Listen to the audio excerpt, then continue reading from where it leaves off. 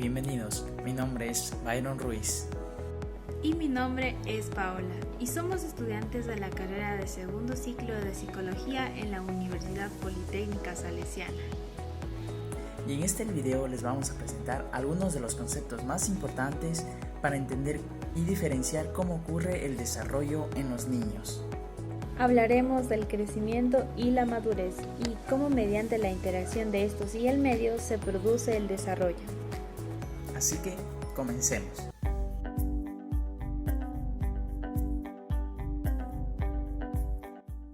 Primero comenzaremos hablando de qué es el crecimiento. El crecimiento es un proceso cuantitativo mediante el cual el individuo va aumentando su masa celular. Cuando hablamos de este nos podemos referir al peso, talla o medida. Existen dos formas para que se dé este proceso.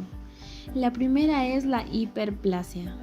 Se manifiesta por el aumento del número de células a través del proceso de multiplicación celular, lo que provoca el aumento del volumen del órgano o tejido.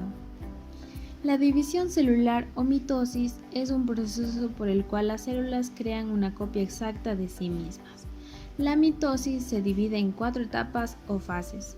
La primera es la profase, que es básicamente el inicio de la división y comienzan a duplicarse estructuras genéticas. La segunda es la metafase, donde se alinea cada cromosoma a la línea ecuatorial de la célula. La tercera es la anafase. Las estructuras comienzan a separarse hacia los polos. La cuarta es la telofase. Se forma el núcleo de las partes ya divididas. Y la quinta es la citocinesis, finalmente dándose la división. La segunda forma de aumentar en volumen y tamaño es la hipertrofia. Se manifiesta por el aumento del tamaño de las células y por ende el aumento del volumen del órgano o tejido.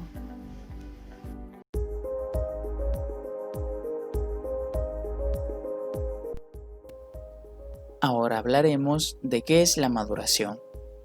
La maduración es el proceso cualitativo mediante el cual se va adquiriendo nuevas funciones y características. Esta dura desde la concepción hasta la adultez. Se caracteriza por la aparición de nuevas habilidades, como caminar, hablar, sostener la cabeza o la primera menstruación en una niña.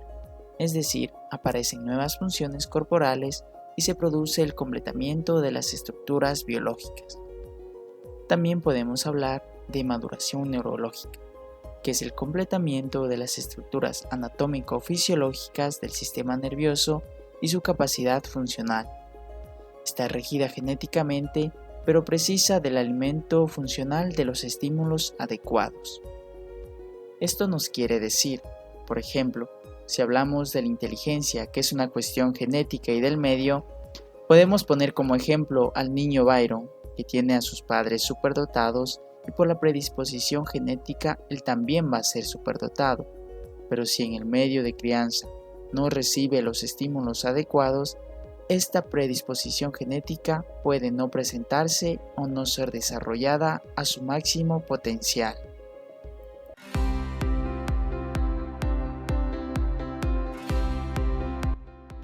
El ambiente.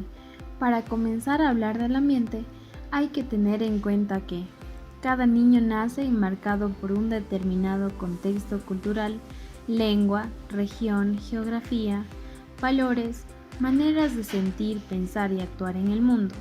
Por esta razón, se debe vivenciar y construir los aprendizajes de manera individual.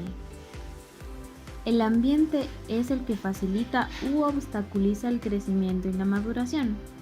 Cuando hablamos de la relación del niño o niña y medio, hacemos referencia a los distintos ambientes en el que éste se desenvuelve. La familia, el centro escolar, su barrio, teniendo en cuenta los elementos que lo forman, personas, animales, plantas, objetos, las condiciones que inciden sobre ellos, cooperación, participación, afecto, seguridad, y los acontecimientos que en ellos transcurren, costumbres, el nacimiento de un nuevo hermanito y la salud. Todas estas variables inciden sobre la formación del niño, de forma dinámica que conlleva implícito una serie de variables que condicionan y determinan las actividades que se realizan en él.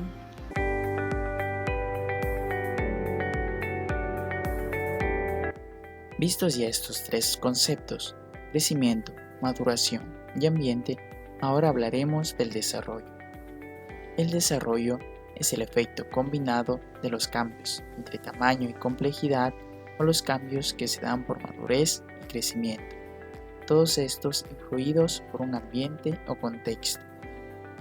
El desarrollo depende de factores internos, que son los genes, y externos como la alimentación y el ambiente o contexto.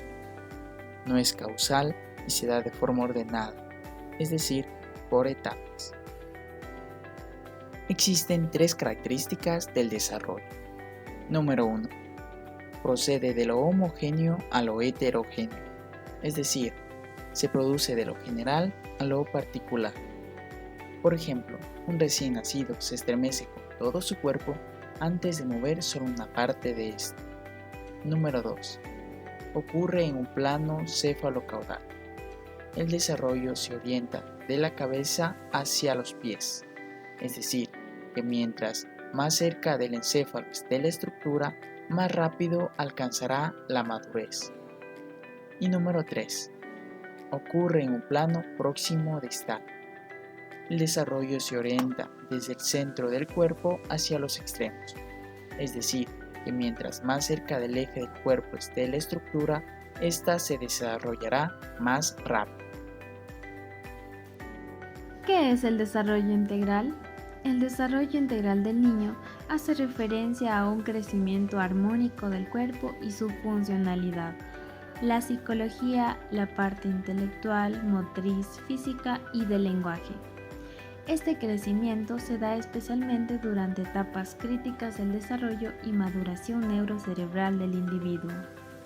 Y debido a esto se hace necesario ofrecer al niño durante estas etapas críticas los recursos y los cuidados necesarios para el óptimo desarrollo mental, físico y emocional.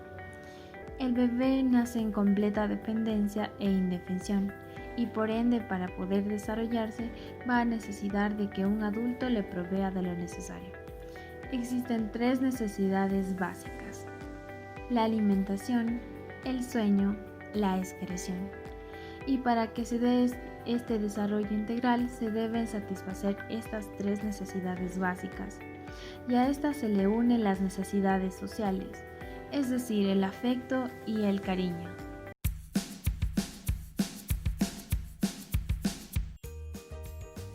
Para entender cómo funcionan e interactúan estos procesos en el niño, vamos a compararlo con el proceso de crecimiento, desarrollo y madurez de un árbol. Un árbol, desde que se siembra, va creciendo en altura y masa y desarrollándose para dar frutos, pero antes de que esto suceda, tiene que estar preparado, adquiriendo los nutrientes del suelo y el agua, el oxígeno del viento, la energía del sol y recibiendo los cuidados necesarios. Solo si adquirió todos estos elementos en una buena medida y los cuidados necesarios, nos dará unos buenos y deliciosos frutos. Explicación de cómo se da en el niño. De la misma manera funciona en un niño. Este va creciendo, madurando y desarrollándose en un ambiente que le proporciona seguridad, afecto y cuidado, es decir, los elementos necesarios para que se desarrolle de una manera óptima, y como los frutos de un árbol, veremos reflejado el resultado en sus acciones y conductas.